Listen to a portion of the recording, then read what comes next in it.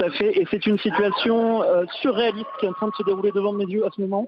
Le président de la commission électorale est en train d'annoncer les résultats des élections. Il a annoncé la victoire de William Ruto, 50,9% des voix, comme s'il ne s'était rien passé au cours des dernières minutes. Alors qu'il y a une bagarre générale qui vient d'éclater dans le Centre national de décompte des voix, là où je me trouve, là où les résultats sont annoncés.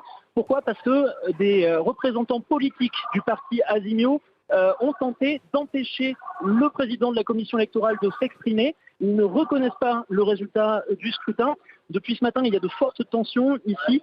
Les membres du parti de William Ruto savaient que leur candidat l'avait emporté et les membres du parti Azimio tentaient d'empêcher cela.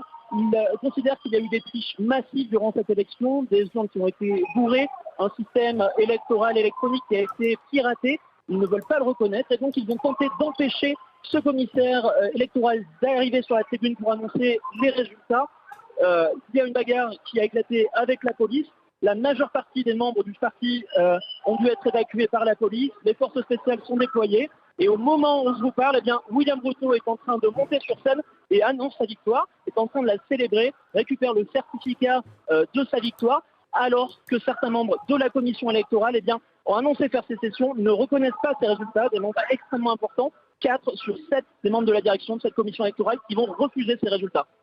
Bastien Renouille, il faut le dire, pour Raila Odinga, si ces résultats sont confirmés, ce serait donc une nouvelle défaite, alors même que cette fois-ci, il était soutenu par son rival de toujours, Uhuru Kenyatta.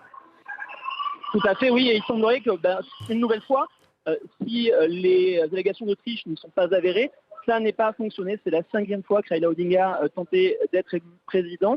Il pensait pouvoir l'emporter grâce au soutien d'Uhuru Kenyatta, notamment pour remporter le vote des Kikuyu. C'est l'ethnie la plus importante du pays. Visiblement, ça n'a pas fonctionné. C'est William Ruto qui a eu le meilleur score dans leur région. Donc c'est un nouvel échec pour Raila Odinga et probablement le dernier. Il a 77 ans. Il semble fortement improbable qu'il se représente à une future élection. Et maintenant, la question, mais ça va être de savoir ce qu'il va se passer au cours des prochaines heures et des prochains jours. On sait que son parti va contester les résultats. Quel va être le message à la rue ? On ne le sait pas pour l'instant. Au cours des dernières semaines, les candidats ont appelé leurs supporters à respecter la paix, à ne pas commettre de violence, comme ça a pu être le cas en 2017 ou en 2007. Mais avec les violences qu'on vient de voir éclater ici dans cette pièce, eh bien, impossible de savoir ce qui va se passer au cours des prochaines heures. Merci Bastien Renouille. On l'a compris, c'est donc la confusion qui règne à l'heure où nous parlons au Kenya, où vous vous trouvez, où le vice-président